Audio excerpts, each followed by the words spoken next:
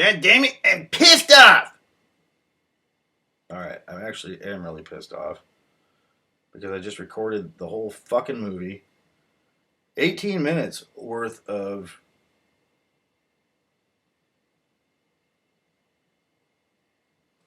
shit at this point. I gotta do the whole fucking thing again. Because it wasn't using the right goddamn microphone.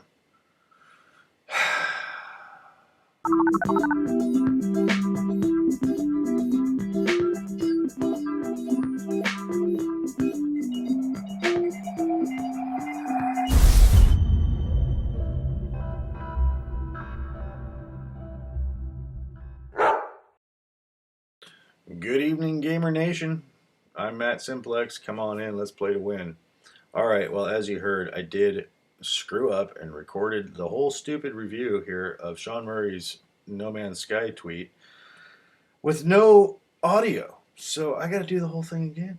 And I'm happy to do it. And y'all deserve it because this is going to be a great game. And now that I've gone over and rehearsed it once, maybe it'll be even better and quicker. So here we go.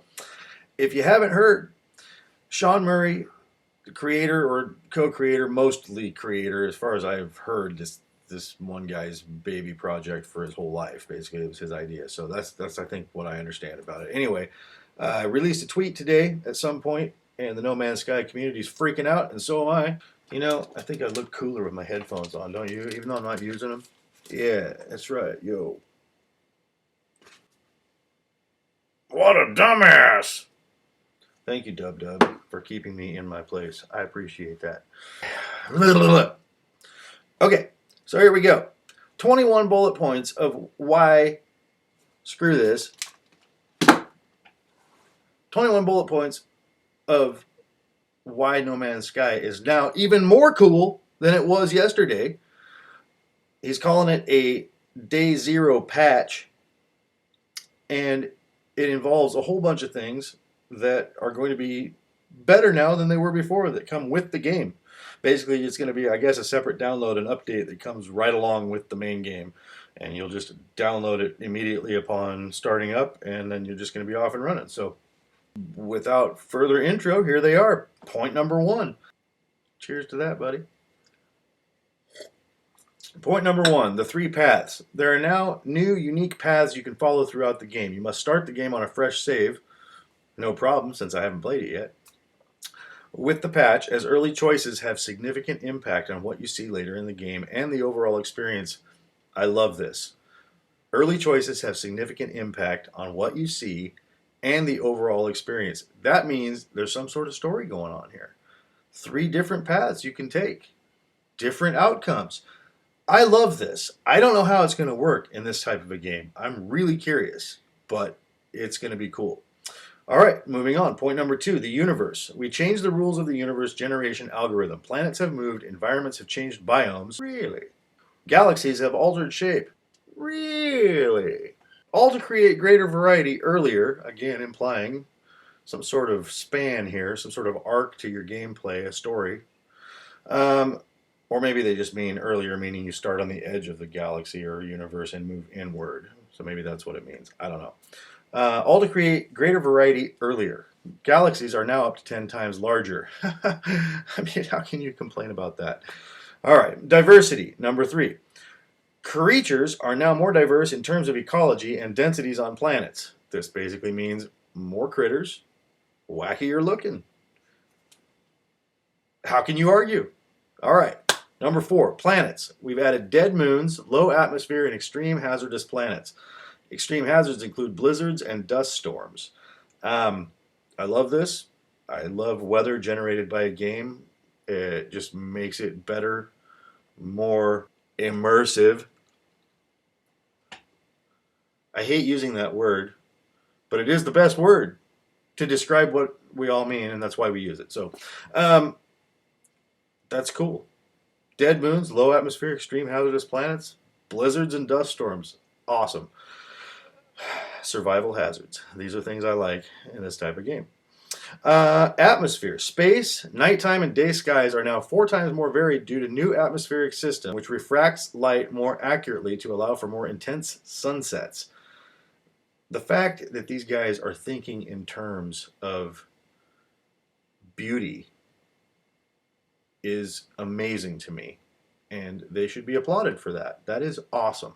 So I can't wait to see some intense sunsets. Seriously, that is going to be cool. All right, 1, 2, 3, 4, 5. Number 6, planet rotation. Playtesting has made it obvious people are struggling to adjust to this during play, so its effects have been reduced further.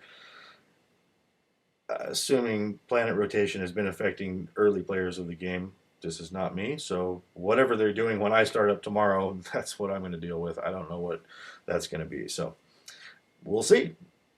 Terrain generation, and I love this. Attention Minecrafters. Caves up to 128 meters tall are now possible. That is cool. Geometric anomalies have been added. Underwater erosion now leads to more interesting seabeds, and again, more interesting seabeds. They're thinking about the aesthetic experience here in the way that they're doing their updates, and that's phenomenal. You guys, that's phenomenal. I'm stoked about that. More interesting seabeds. That is so cool. All right, next, 1, 2, 3, 4, 5, 6, 7, 7, 8. Number 8. I'll remember that next time and not get lost. Ship diversity. A wider variety of ships appear per star system and are available to purchase. Cargo and installed technology now vary more, and ships have more unique attributes. More diversity is always good. Can't complain. Number 9, inventory. Ship inventories now store 5 times more resources per slot. Suit inventories now store 2.5 times per slot. This encourages exploration and gives freedom from the beginning, which is good, because if you take away my carry weight, I kill you. We're probably going to increase this even further in the next update for people in the latter game phases, and will allow greater trading potential. Next one, number 10. See, I didn't forget again. Number 10, trading. Trading is deeper. Since I've never played, I don't know what it was like before, but deeper is better. Star systems and planets each have their own wants and needs based off a galactic economy, which this is really cool. The fact that they're plotting in a galactic economy that's going to be impacted by what you and I do in this universe is really, really cool. It goes on to say, observing these, okay, the wants and needs of the star systems and planets in question. Observing these is the key to successful trading, which makes sense. We're still working on adjusting this based on how everyone plays, but all trading values have been rebalanced across the galaxy, giving a greater depth. A bunch of trade exploits were uncovered and have been removed. That is good. I don't want people doing exploits that I don't know about. Screw that. All right, next. Number 12? I think 12, I hope. Feeding. Creatures now have their own diet. This might be my favorite one, you guys. Creatures now have their own diet based on planet and climate. Feeding them correctly will yield different results per species, such as mining for you, protecting the player, becoming pets, alerting you to rare loot, or pooping valuable resources. That's right, pooping valuable resources. So, I don't know about you guys, but in an RPG like this, to go around and collect valuable shit is like the best. And this just gives it whole new meaning. So, number 13, survival. Recharging hazard protection requires rare resources, making shielding shards useful again. Storms can be deadly. Hazard protection and suit upgrades have been added. Liquids are often more dangerous. Already mentioned, love the survival aspects of a game like this. So good on you. Number whatever, I lost track again. Graphical effects. Lighting and texture resolution have been improved. Shadow quality has doubled. Temporal AA didn't make it in time, but it's so close. You know, I looked that up. I still don't understand it. Someone send me a note and explain it to me. Basically, it means the graphics are better. Sounds good. You can't beat that. And I know some people have said from the beginning that they don't like the graphics or the way it looks. I mean, think about what it's going to be like in a few years. They're going to continue to upgrade it. It's going to be possibly one of the greatest games of all time. So we'll see. But graphics, getting back to what I was saying, graphical effects have been improved, and that is good. Balancing. Several hundred Upgrades have had stat changes, mainly exosuit and ship, but also weapon. New upgrades have upgrades. What the fuck? New upgrades have been added. Pardon me. All right, new upgrades, all good. No complaints from me. Combat, one of my favorite things about any game. And I really like what he has to say here. Auto aim and weapon aim has been completely rewritten to feel more gentle in general, but stickier when you need it.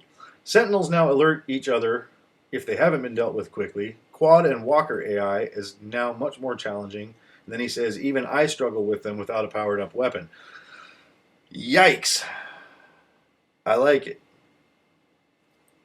Combat is good. Well, in video games. It was one thing about the original footage that was released was the combat that I thought maybe wasn't quite up to snuff, and I'm really happy to hear that they're fine-tuning their combat system because I'm sure, from what he says, I'm sure it's going to be much better that way. So that's really cool. I'm really glad to hear that. I'm looking forward to that. So more combat. Space combat is the next point, number 13 million. Advanced techniques have been introduced like brake drifting. Don't know what that is, but probably fairly self-explanatory, I guess. And critical hits, which are universal. Everybody knows what those are. Bounty missions and larger battles now occur. Pirate frequency has been increased. That's cool. As well as difficulty depending on your cargo. Also very cool. Basically, if you're carrying more rare or expensive items, you're more likely to get attacked, which makes perfect sense. Exploits, the next entry here. Infinite warp cell exploit and rare goods trading exploit, among others, removed. Thank you. We all appreciate that. And then he says, as a little side note, which is funny, this is a little comment, people using these cheats were ruining the game for themselves, but people are weird and can't stop themselves. Food for thought. Next one, stability. Foundations for buildings on super large planets, and then resolve several low repro crashes, in particular when player warped further than 256 light years in one session. But then he goes on to say that was only possible due to the warp cell exploit mentioned above. So you remove the exploit, you remove the possibility of the crash, whatever. It just sounds like better stability. Number looks like 17. I'm back on track because I can see the bottom of the list, and now I can see how far away I am. Space stations. Interiors are now more varied. Bars, trade rooms, and hydroponic labs have been added. So hydroponic labs and bars. You can go get wasted. And what are you growing exactly? I know what people grow in my town with hydroponic labs.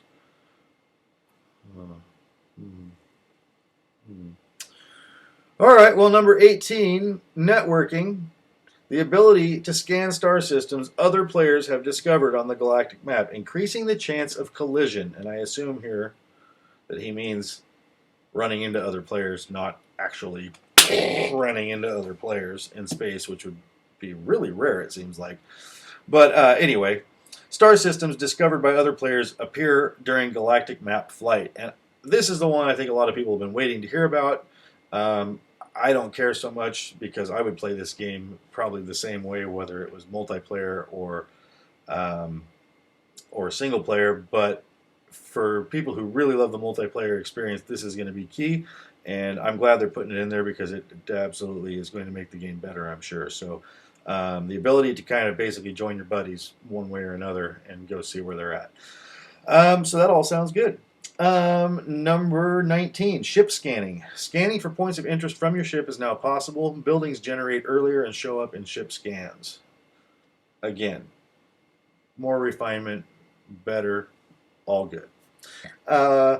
Number 20, flying over terrain. Pop-in and shadow artifacts have been reduced. Generation speed has been increased twofold, which is good. And then planets with large bodies of water will be targeted in the next update. So maybe there's a problem there I'm not seeing or aware of with large bodies of water maybe generating more slowly, having a problem as you're flying up to them, possibly with the graphics. I don't know. And then he goes on to say, point number 21, the last point, writing. The Atlas path, which I'm not sure. Maybe that is one of the 3 paths mentioned in point number 1. But anyway, he says the Atlas path has been rewritten by James Swallow and me. I think it speaks to the overarching theme of player freedom more clearly now. Early mission text has been rewritten to allow for multiple endings. Multiple endings, again, alluding to the idea of story and missions. And this is a sort of mystique that like has got my brain working for sure. I'm very intrigued. So I'm really looking forward to this, you guys. It's going to be really, really cool, and I'm freaking out. We got 22 hours and 35 minutes is what we got left here until we're going to be rocking this thing. And you will see my Let's Play tomorrow night in 24 hours from now, or roughly about that. I'm stoked. What can I say? I shaved my head. That happened 2 days ago. It's more aerodynamic. I believe I will be able to move more swiftly through space. You see that? I got myself there on the other side. It was on this side. Oh, my camera's backwards. Right there. I cut myself with a razor, but I did it all for the game. Because now, I'll be able to zip through space more freely. The wind moving past me as I fly on. Whatever. I don't know. I'm just bullshitting now. Yeah, that's all I got. Simplex out. See you in 24 hours.